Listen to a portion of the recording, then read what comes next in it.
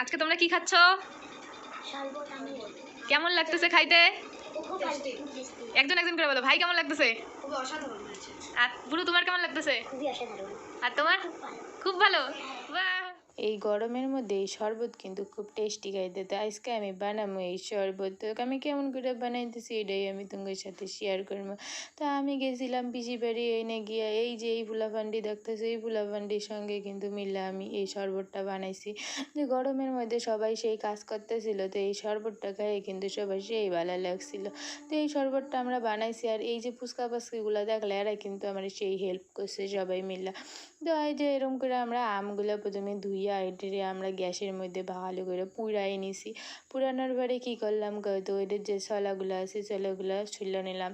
ছোলাগুলোর মধ্যে আমের অর্ধেক মাংসই চলে গেছিলো। যাই হোক ওরম করে পরে চামচ দিয়া কাচ্চা সব কিছু কিন্তু আমি আমের বাই করে নিছি। তোমরা দেখবারই পাইতেছো আমটা কিন্তু মানে কি কত টক ছিল, কিন্তু মানে ভালোই টক ছিল বুঝছো, কিন্তু খাইতেও কিন্তু খুব ভালো হয়েছে। প্রথমে আমরা এখন মিক্সির মধ্যে এই আমগুলো যে এনেছিলাম এগুলো দিয়ে দিছি, এক এক করে সব দিয়ে দিছি। আর আমার যে ফুলাফান্ডি ছিল ওই ডিরে আমি খালি কইছি ক্যামেরা ধরবার, যে কেমন ক্যামেরা ধরছে তোমরা এই ভিডিওটাতে দেখবারই পাইতেছো যে ভিডিওটা কেমন হয়েছে, মানে এগুলো এদেরই কাজ।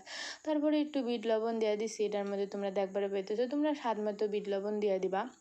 দেওয়ার পরে এখন আইস কিউবগুলা দিতেছি কয়েকটা ভেঙে এনে দিয়ে দেবো আইস কিউব দেওয়ার পরে আরও কিছু উপকরণ দেওয়া লাগবো, যেমন ধরো লাল লঙ্কার গুঁড়া অল্পখানি দিয়ে দিবা স্বাদ মতো, কারণ বেশি দিলে আবার ঝাল লাগে। আমারটার মধ্যে একটু বেশি হয়ে গেছিলো, ঝাল কিন্তু ভালোই লাগছিলো। তারপরে এই সব কিছু দিয়ে একবারে মিক্সিটার একটু গুঁড়ান মারছিলাম, 2 গুঁড়ান 3 গুঁড়ান দিয়ে ভালো করেই গুঁড়ান মারছিলাম অনেকবার।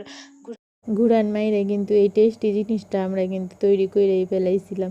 তারপরে তৈরি করার পরেই আমার এই যে বুনু ভাইগুলো আসছিল ওরা খালি হাত পেতে কই দিদি আমার এদের একটু টেস্ট করি, দিদি আমার এদের একটু টেস্ট করি কেমন হয়েছে। তো ওরাও একটু টেস্ট করলো। তারপরে আমি সবটা গামলাটার মধ্যে ডাইলে নিলাম। তারপরে এক গ্লাসের মধ্যে অল্প অল্প করে দিয়া কিন্তু আঙ্গুর এই যে শরবত মানে আম পোড়া শরবত যেটা হয় এটা কিন্তু আমরা বানায় ফেলাইলাম। আর এই বুনু ভাই ওরা যে ছিল এরা কিন্তু সেই সুন্দর ডেকোরেশনও করবার পায়।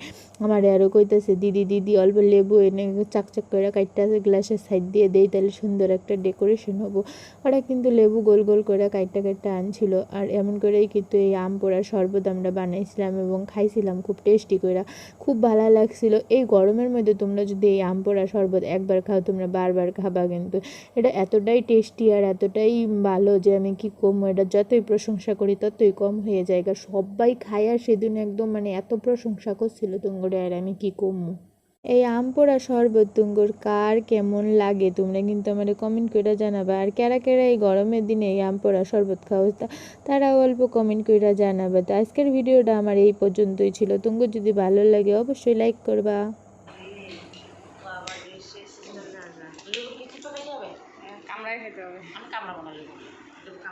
খায়া এখন রিভিউ দিবা শরবতটা যে কেমন লাগছে।